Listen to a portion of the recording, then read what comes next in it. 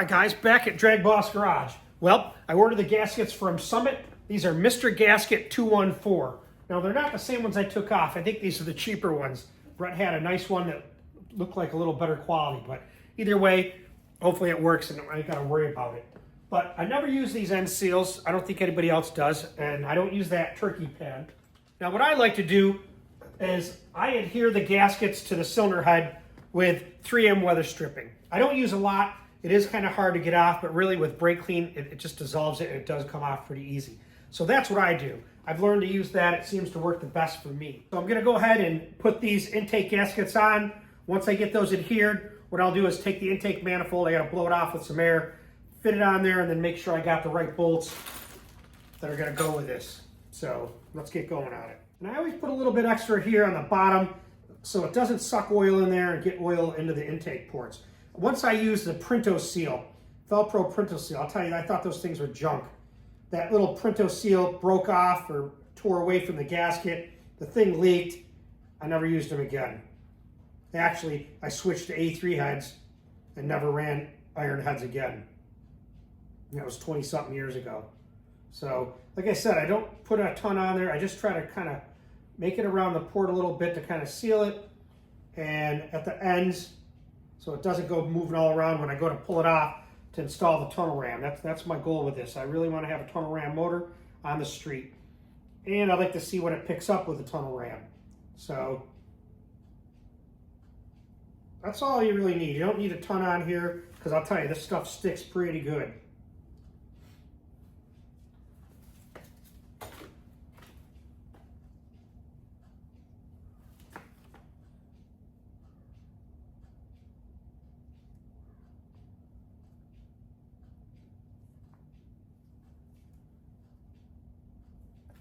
Once I get it on there, I like to put a couple bolts in it just so I got the orientation of how it is and where those bolts are going to be.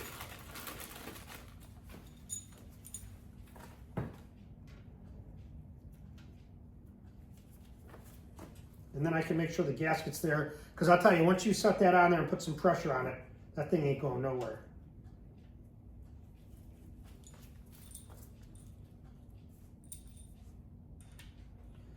Like I said, this motor was built by Brett Likens. Geez, I don't even know what year it is. I'll put it all down here. I've talked about it before. You want to make sure that it's down low enough so that the end seals, when you put, because I don't use them, but you want to make sure the gasket's low enough so when you put the bead up there, they connect. And I probably should have something in the intake ports. I don't want to drop anything in there. Let's be extra careful. But I do like those other gaskets, the Mr. Gasket. They were like a gray with lettering on it. These aren't terrible. So once I have it adhered good, then I'm going to just kind of hold some pressure around the ports because I want those sealed well, especially the bottom. This stuff, it seals pretty quick. So let's get this side together. So obviously make sure that it fits well. Yep, she's good. Then I'm just going to put a little of this right around this area.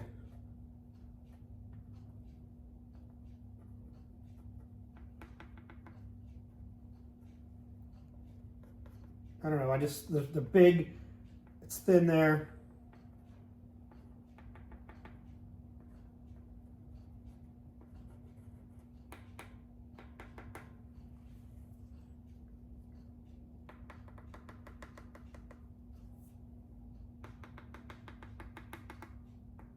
I don't want to put too much, but just enough is what you need.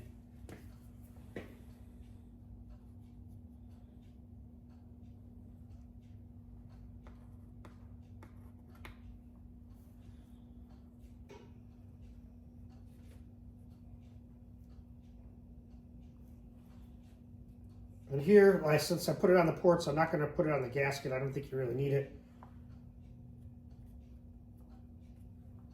Like I said, don't go crazy with this stuff because once it's on there, it's on there.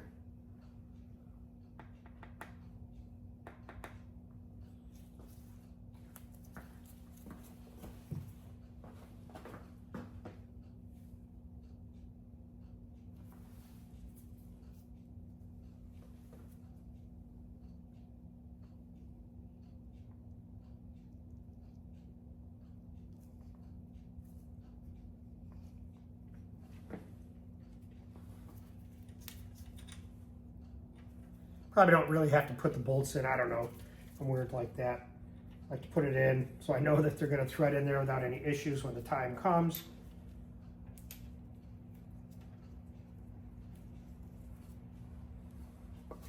But like I said, be careful. You don't want to drop anything in the ports. I like to make sure it's slid down again here when I put the Permatex on for the end rails instead of using the gasket, that it seals well. So like I said, be careful when you're working it. Sometimes, like I said, I put paper towels or rags in here so don't drop anything down there. But I like to clean off any excess of that 3M away from the ports. Now I can tell you by looking at these gaskets, now I know why they're the cheaper of the Mr. Gasket. They're like 30-something bucks, whereas the ones I think that came after were like 60. So that's me being cheap. I probably wouldn't do that again. And I'm probably gonna buy another set just to have, because when I go to change this intake on the dyno, something tells me I better have a set of gaskets. They just are not the highest quality compared to, I think they were the Ultra Seal. But anyways, let's see how this thing fits on here.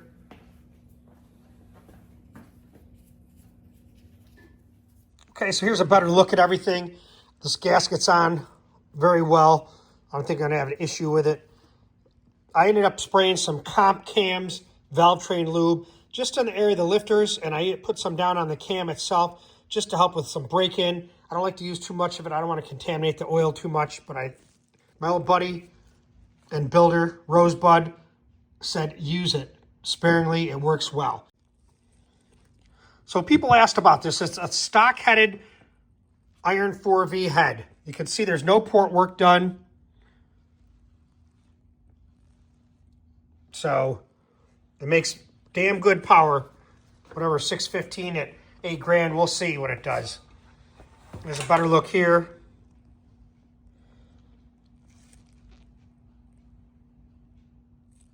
So let's try this intake and put it on there. I'll give you one last look at it.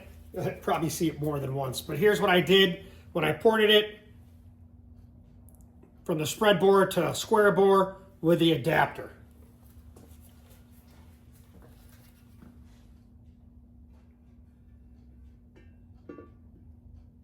Oh yeah, fits like a glove.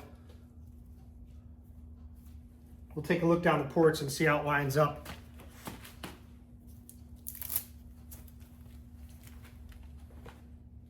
So I got the intake on, the Strip Dominator. Let's take a peek inside and see what it looks like. Yeah, that fits pretty well.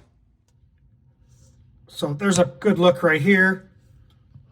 Can't really see down that one that well. So they're not bolted in. I can see I have to slide it down just a tiny bit so it doesn't have that sticking out. We don't want that happening. So I need to just pull the intake a little bit.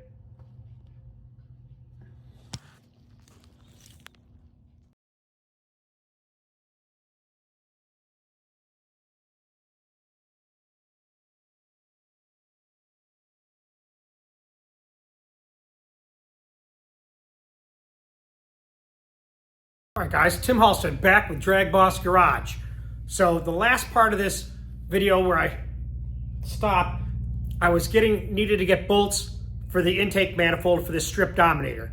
It was dynoed with a Strip Dominator. That was back in March of 2017 when this engine was built. And it's 354 cubic inches. It's a 15 thousandths overbore. The rods are 6/400. And the crank's a 3.5-inch stroke. So that's a pretty long rod. So I don't know if that makes a big difference, especially with torque. But this engine was built by Brent Likens back then, and he dynoed it at 615 at 8 grand back then. So I've got the Strip Dominator that I had ported. I got all new bolts for it. I'll tell you, I like these kind of bolts. They're flanged. You don't need washers on them, and I like the correct length. So I want them all to match. So I bought those bolts from McMaster Car. I tell you, I buy something from them, they're here overnight. So here's where I'm at now. You saw me put the intake gaskets on, they're all set. Now I'm gonna start putting oil in.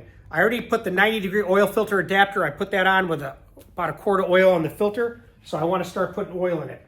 I've cleaned it all up. It's time to give her some juice.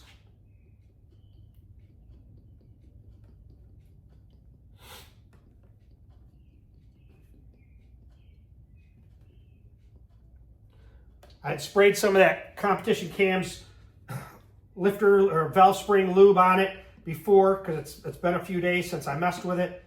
I just picked up this oil today. So I'm running Castrol 2050, just conventional oil. I didn't want to put in anything in there like Brad Penn yet. I didn't want to have an issue with it and have to drain the oil. And, you know, that's over a $120 oil change.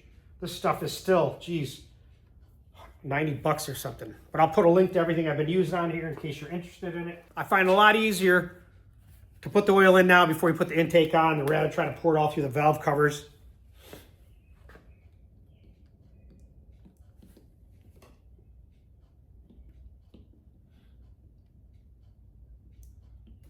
Doesn't have any problem draining back through this valley, so that's for sure. Now this engine has bushings, lifter bushings in the bores. I've never had an engine with it, so I don't even know what it's like. So there's a guy that has a video on oiling for the Cleveland and how it's all because they're not returned through the heads. I don't know. It probably does make a difference or contributory, but I don't buy all that. And when you're building an engine, you want all that stuff blueprinted. You want all the oil passage, the returns, you want them mint. All fit well. These are all, if you look at the way the heads are, they never line up. You can take at least probably about 120 thousandths off the returns to line up with the head. So we'll put the rest of this oil in. We'll be back. All right, guys, we're back. So here's what we're gonna do. I just put in 9 quarts of I bought regular Castrol GTX 2050. Just to prime it and run it on the engine stand, and then I'll probably put in the Brad Penn. But in case I have to drain it or something, I don't want to put the expense in it for that. But it's got the oil in, it's got the oil filter adapter that's down here, which you can kind of see here, the right angle oil filter adapter to fit these JR headers. These distributors, I just don't care for these big cap distributors. Go back and sit down, please. Thank you. I don't really want to mess around with this. I didn't want to take the distributor out, but this thing hasn't been run since 2017. No oil's been through this really since 2017. So what I'm going to do is take that distributor out. Oh, hi, Alaina. Hi, Dad. What are you doing? Just came back from Cedar Point. Oh, yeah? How was it? Fun. I went top throw too. You what? I went top throw too with Izzy. Top throw? How fast does that go? 90. 90? No, not 90, not like 105, I thought. I said 130, but I don't know. They never told us. That's pretty fast, huh? Yeah. My hair's all messed up now. Oh, good. So I'm working on this. I'm making a video now. So what I want to do, why don't you help me take this? We're going to take this distributor out. I want to take this out so that we can prime this engine and see what kind of oil pressure we got. So let's do it. Why don't you take this out? And Dad, yeah. So when me and Izzy rode it, Use it now. We don't want to drop, listen now, we don't want to drop anything in this engine because the cover's off. You know, there's nothing covering here, so that's good. Yep. Yeah, me and Izzy rode it, and Izzy thought she was going to die. She did? Yeah, but she didn't. What other roller coasters did you ride? They just got back from Cedar Point. Raptor, yep. Rougarou. Yep. But our first ride was top throw 2. It was so fun. Was it really? Yeah, and Izzy got scared because you don't make it up all the way like to that turning part where you go straight down. So you have to go back up you go back down that little hill. Yep. Super fast, and then you go up. Oh yeah. And then you go super fast. How high is it? About 100 feet? More than that, It's probably 150. 100 feet straight up, and then it goes straight back down. And then, basically it goes like this. It goes up, and then goes turns, and then it goes down. Then the ride ends. Okay. You only get one time around. Nice. It was super fun though. So this looks pretty good. Let's set this over here. I touched a cloud. Did you? Yeah. What's it feel like touching a cloud? Real wet. Really? Yeah. I didn't think they'd be going with all that, with the rain we've had. So now let's go ahead and prime this thing. So we're gonna take this. Let's make sure it's clean. But Millennium was closed due to weather. Was it? Yeah, because the track was wet. Okay. And Izzy rode Wild Mouse for the first time. That was my 3rd time. You already rode that, didn't you? Yeah, 3 times. Oh, we also went on Gatekeeper, me and Izzy. Okay. That was so fun. Here's what we're going to do. Alaina, come over here. I want you to read this oil pressure gauge and see if we get oil coming out of this thing. Yeah, don't move it around, but just you want to read that. So let's see if we can get this thing to prime.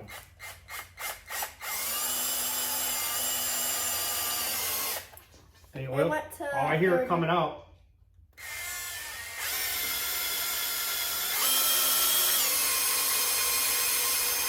That's 60. 60. Yep. That's 70. Any oil coming out? Where? Where should it come out? Well, it's going to be coming out of these areas of the rocker arm. Actually, it is. Yep. Right here? Yep. Do you see them coming through the rocker arms? Yeah, they're dripping. Let me see. Yep, that's what we want. Oh, it fell. Huh? It's like coming out of the bottom. Out of the gauge? Yeah. Okay. Well, let's tighten it up. Yeah. No big deal.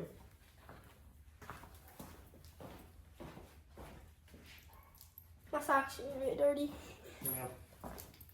So let's watch out. It's falling out. That's all right. I touched them and I got it out. I probably didn't tighten it because I just stuck. I don't know if I put it on or not.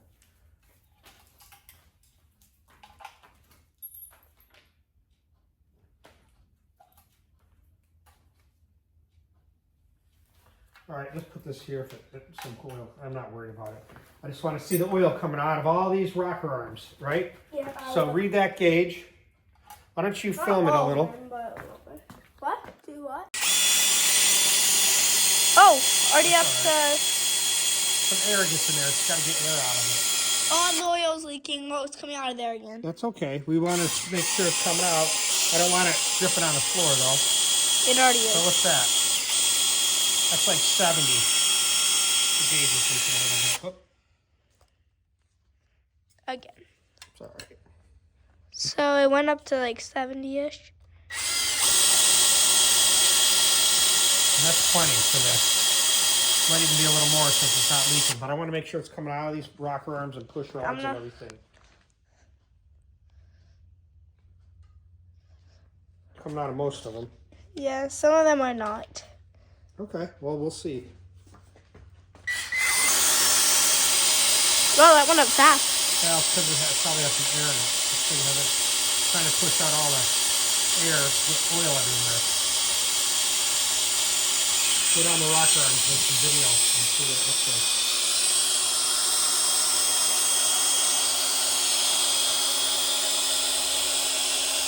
Okay.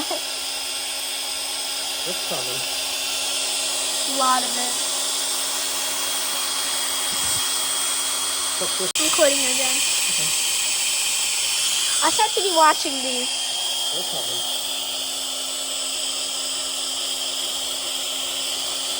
There we go.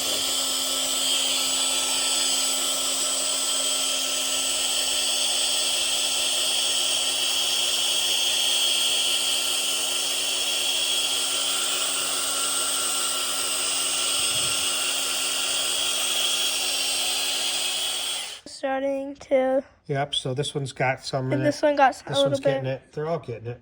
It's just that ocean. So, okay, let me see. Now, we'll check this side. So I don't need to worry about this side. I'm just going to watch.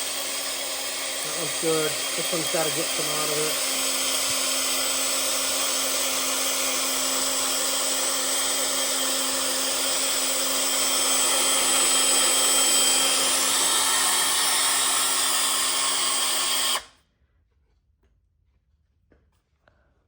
Okay, this one's starting to get it.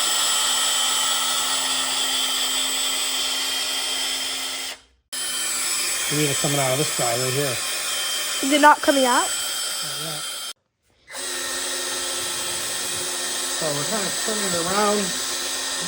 Get the oil going up and down. I sprayed some stuff in there before. It's got good oil pressure. Thank you.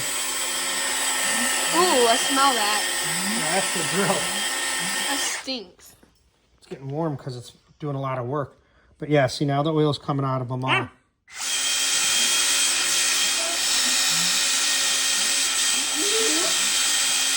Want to make sure the oil filter's not leaking.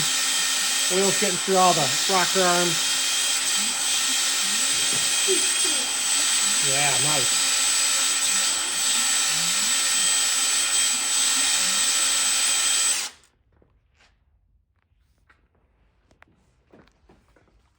all good. I wish this had more. It's got oil, but I like it running down like these are. See how they are? Let's see. Good, good, good, good. Good, good, good. So they look pretty good. All right, guys, you've seen that they're all getting oil. At least I thought they were. You can see these all have oil coming down on this side. No problem. When I came over here, and if you looked at that video, you might have seen it, but they all had oil coming out of them except this guy, the exhaust on number 2. And I'm like, well, that is not right. They should all, you could see it coming right out of this area here, dripping right out of there. Well, let's watch. I'll just show you. So you can see it out and bubbling up. See the oil coming out of there.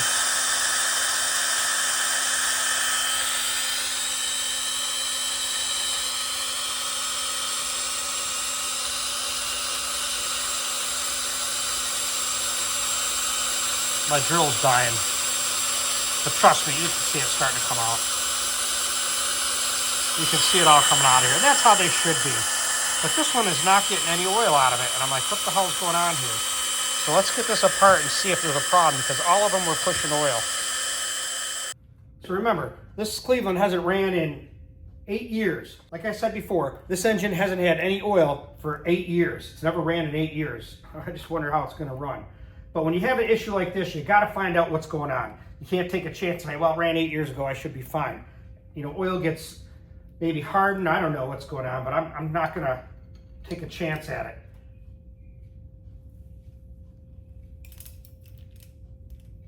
So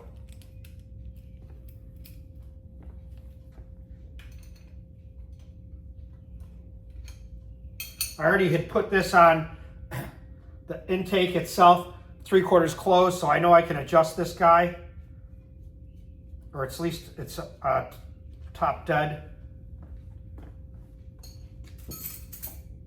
I already measured the clearance for the rocker arm, which was 20 thousandths.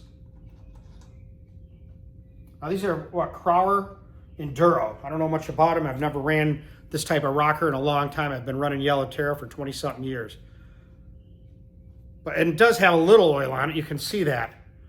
But it isn't coming out that hole, so I need to make sure that there's not a problem with that. So we can check that out. Whoa, I don't want to lose anything. Push rods.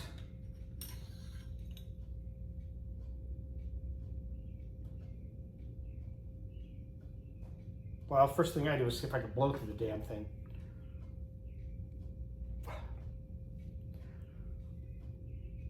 Well, there's an issue right there. And you can see the oil coming out of the push rod.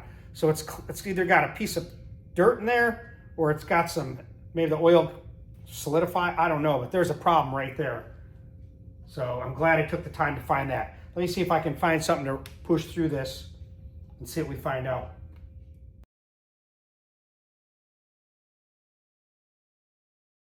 So I clean this thing up. Yep, it blows pretty good, so blows through pretty. So I clean this push rod up. This is it says Likens Motorsports right on it. It's a 135 wall thickness, 8.375 is what it says on there. And it blows right through there, so let's put that back on. Rocker arm. And then the poly lock, which I haven't used poly locks in, I'm telling you, 20 something years.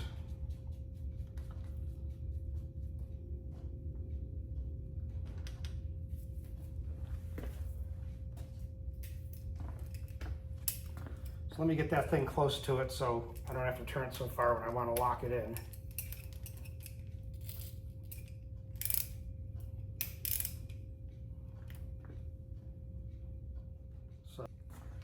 So I'll set the clearance at 20 thousandths. That's what it was when I took it apart.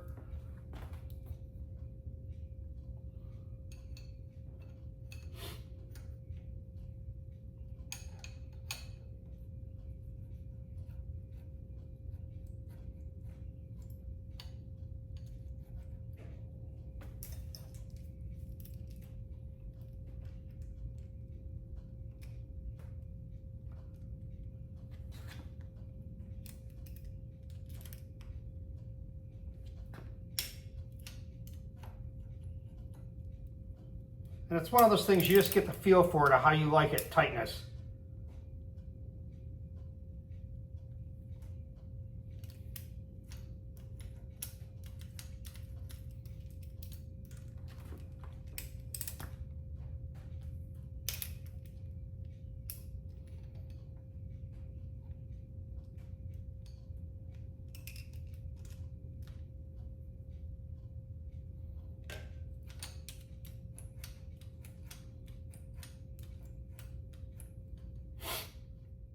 Now, let's see if we get oil through there.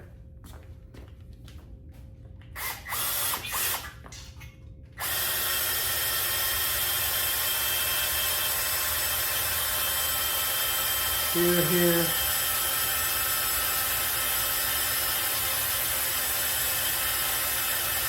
Back here.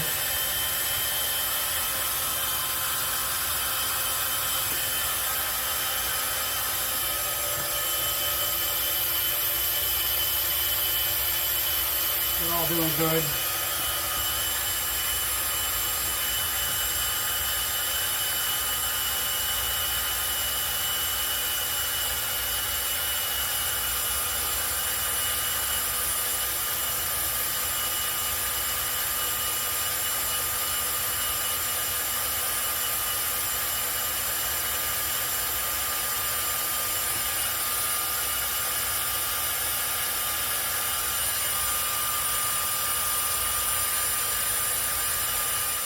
All right, so I took the lifters out because the oil was still not coming through that number 2 exhaust. You can see it bubbling right there. Now watch this. I just push it on the oil pump and you can see it coming out of there. Look at, you can see the oil coming out of there. So we know it's getting there. Now we got to look at the lifter and see what's going on with them to see if the hole's not right or something. I don't know. So it's kind of hard to get this in here, but let's look at it. So there's the intake, and there's the exhaust.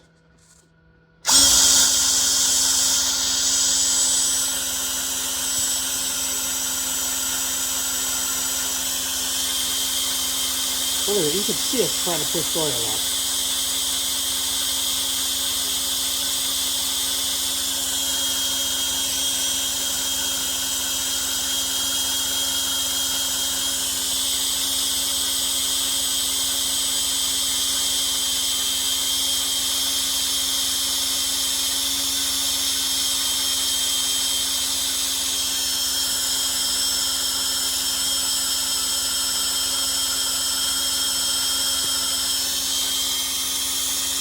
So there's plenty of oil right there, you can see that.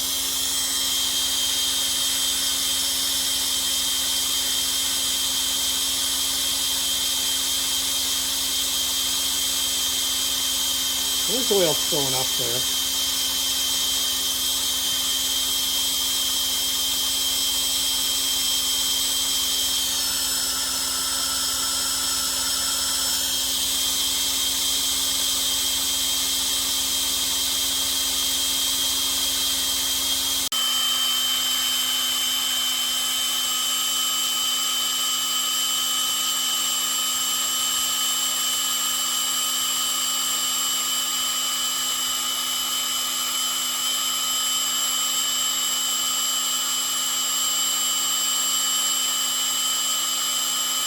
Well, there is some oil coming up through there.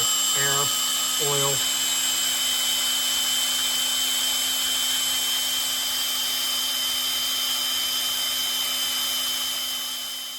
All right, so there you go. It looks like it's got some oil going through it now. I had to turn the engine over a little bit.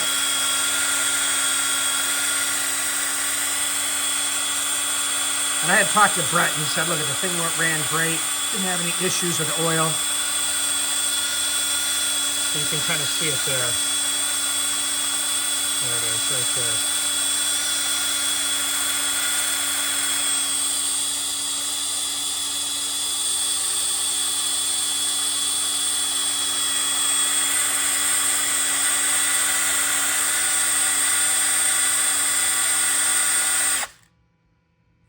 So I see that turning over. I'm good with that.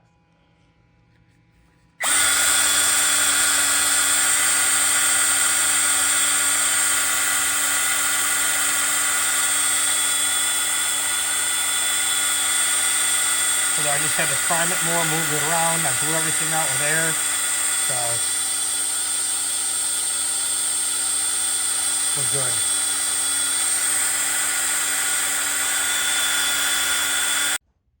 So let's see the oil pressure. I put a new fitting of ferrule on the back of this thing, so let's see what it does now.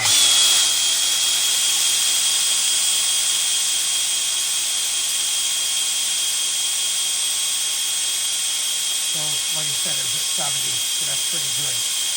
All the rockers were getting oil. Number 2, I had some issue points here.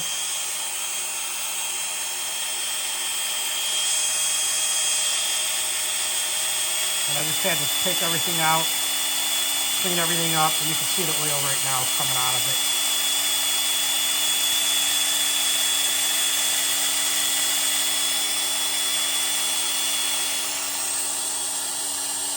They all had oil coming out of them, so I'm good to go.